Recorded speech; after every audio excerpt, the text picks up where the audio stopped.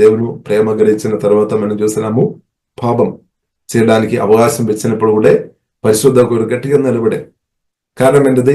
అది ఏసే ప్రేమ, ఆమె దేవుని ప్రేమ చేత పట్టబడామన్నమాట. మోసే ప్రియులారా మనం చూస్తున్నాము, దేవుని ప్రేమ గ్రహించిన తర్వాత, అర్థమైన తర్వాత ప్రియులారా మనం చూస్తున్నాము, ఐగుప్తులో ఉన్న ధనం కంటే, ఐగుప్తులో ఉన్న సుఖభోగాల కంటే, పాప భోగాల కంటే ఎక్కువ పరిశుద్ధ కొరకు, దేవుని కొరకు గట్టిగా నిలబడ్డామన్నమాట.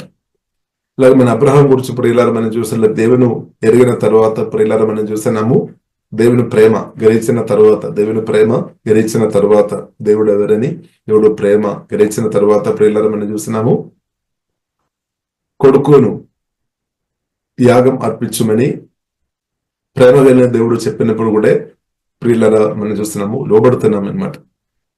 లోబడుతాను కారణం ఏంటది? కొడుకు కంటే నా దేవుడు గొప్పవాడని, ప్రియులరా గొప్పవాడు దేవునికి స్తోత్రం. కాబట్టి మన పరిస్థితి ఎలా ఉంది? మన పరిస్థితి ఎలా ఉంది? ఏదైనా పాపం వచ్చినప్పుడు, మనం పరిశుద్ధ కొరకు పాపం చేయడానికి ఉన్న అవకాశాలు వచ్చినప్పుడు మన పరిస్థితి ఎలా ఉంది? మన పరిశుద్ధ కొరకు గట్టిగా నిలబడుతున్నామా?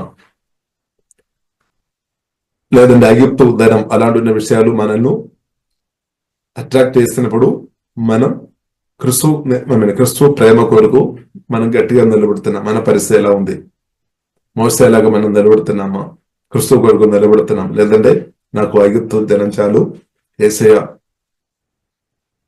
స్తోత్రం, హల్లెలూయా. కాబట్టి ఇప్పుడు ఇలా మన ఎలా ఉంది మన ప్రేమ? స్తోత్రం, నాకు క్రిస్తు చాలు అని మనం చెప్తున్నామా?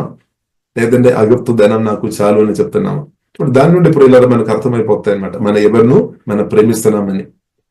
అలాగే ప్రియులారా మనం చూస్తున్నాము, యోసేపు కూడా పాపం చేయడానికి మంచి అవకాశాలు వచ్చినప్పుడు పరిశుద్ధైన దేవుని కొరకు గట్టిగా నిలబడామన్నమాట. అది ప్రేమ. హల్లెలూయా. కాబట్టి మనం ప్రేమ మాటలు మాత్రం కాదు, మనం అది చూపాలి అనమాట. యేసుక్రీస్తుతో ప్రేమ ప్రియులారా మనం గ్రహించుకొని ప్రభుత్వ ప్రేమ ప్రియులారా మనం వ్యక్తపరచడం అంటే దేవుని చిత్తం కొరకు, క్రీస్తు కొరకు నిలబడడం అనమాట, బ్రతకడం అనమాట.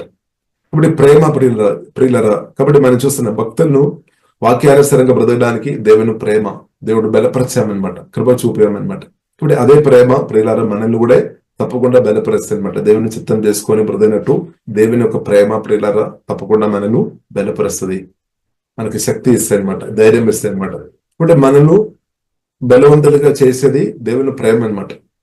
ఇందుకొరకు మనం చూస్తున్నాము, రోమిలకు రాసిన పత్రిక 5వ అధ్యాయము 5వ దినం, పరిశుద్ధాత్మ వలన దేవుని ప్రేమ మన హృదయంలో దేవుడు కుమ్మరించామన్నమాట, నింపామన్నమాట.